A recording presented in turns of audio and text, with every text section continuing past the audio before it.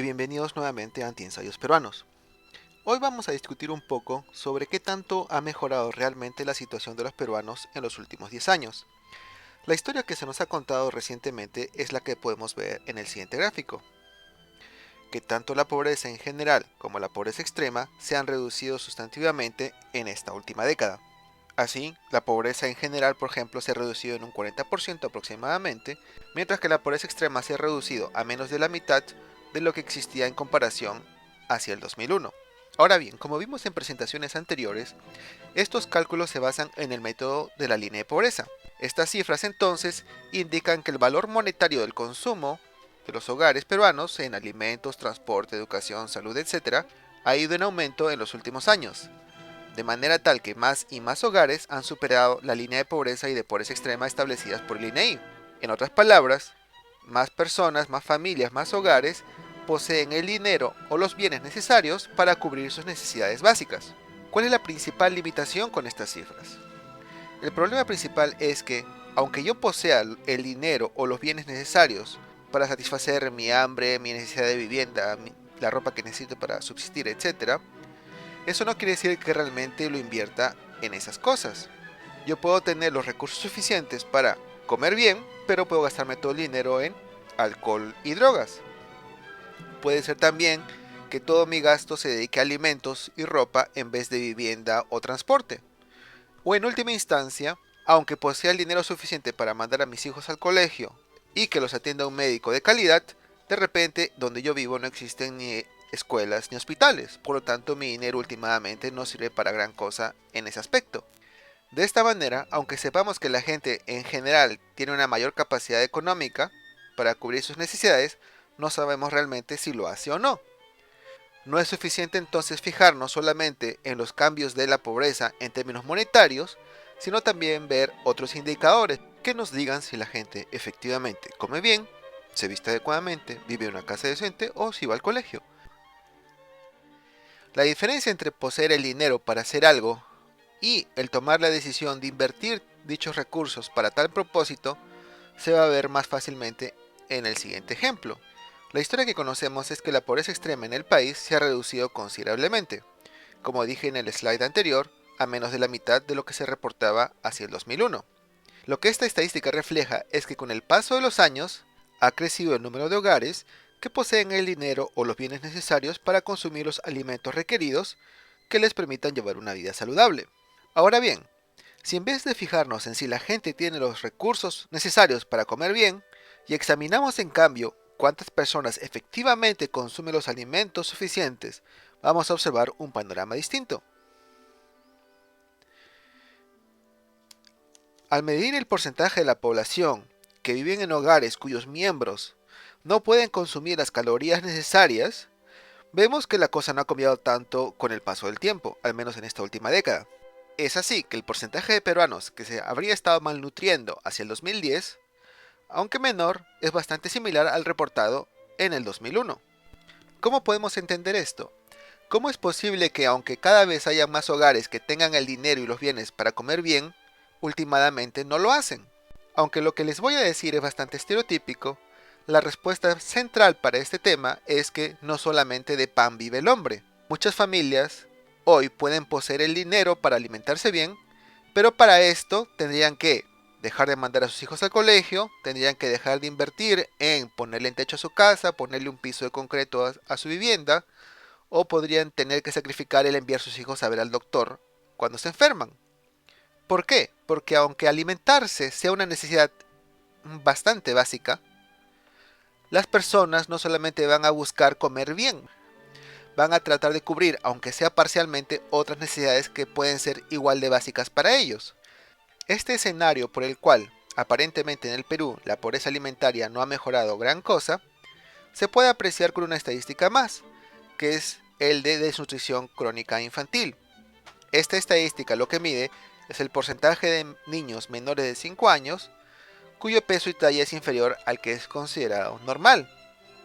Como pueden apreciar nuevamente, ha habido una reducción, ciertamente, pero esta no es tan importante ni tan acelerada como la que podemos apreciar en lo que se refiere a pobreza extrema.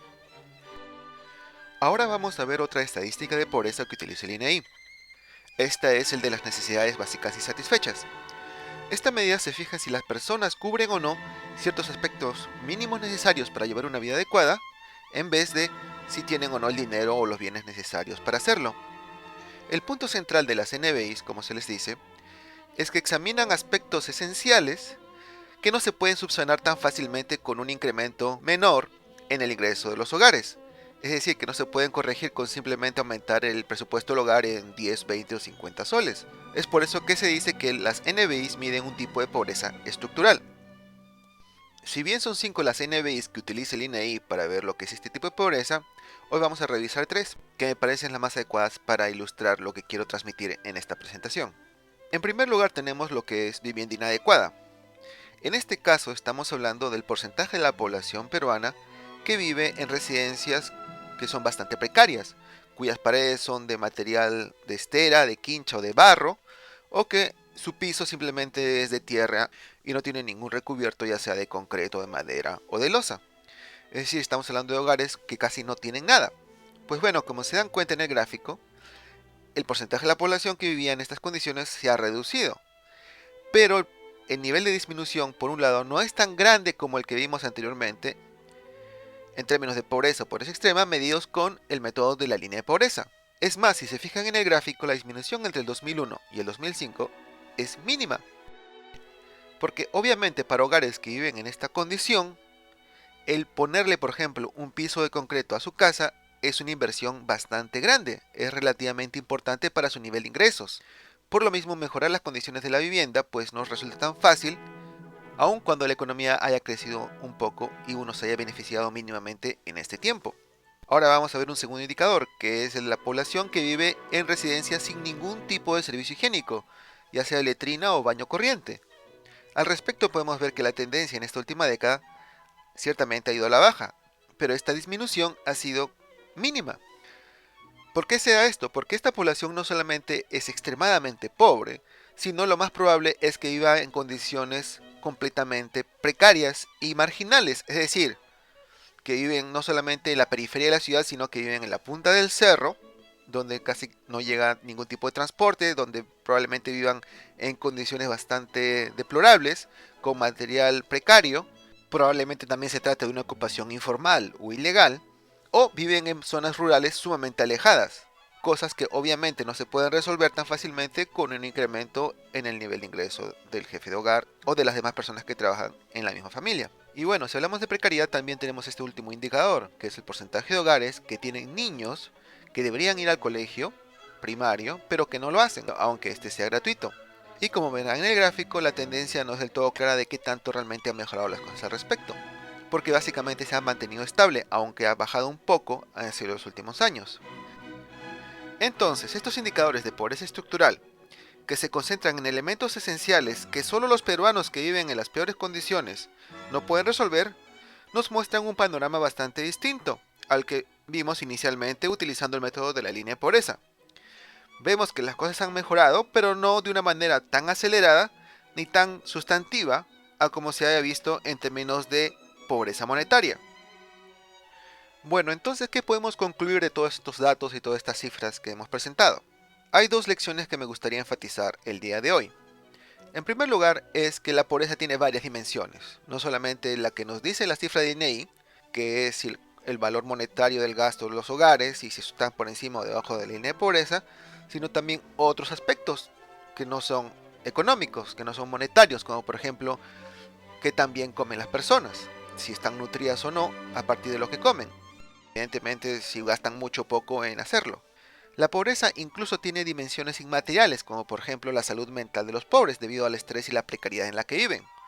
Por lo mismo, en tanto la pobreza tiene dimensiones monetarias, no monetarias e incluso inmateriales, no podemos esperar que las cifras oficiales que nos da el INEI anualmente digan todo lo que pasa en el Perú sobre el tema. Es necesario ver otras cifras, otros indicadores, para tener una idea más completa de cómo están las cosas en el país. Y la segunda lección que me parece tan o más importante que la primera, es que en tanto la pobreza tiene varias dimensiones aparte de la económica, no podemos esperar que única y exclusivamente incrementando los ingresos de las personas, todos los problemas asociados con este asunto se solucionen. Muchas de las enfermedades de los niños, por ejemplo, se relacionan con el acceso al agua potable, lo cual no se soluciona únicamente con el dinero de las personas, porque obviamente es el Estado o las empresas privadas que proveen ese servicio los que llevan la tubería hasta esos hogares.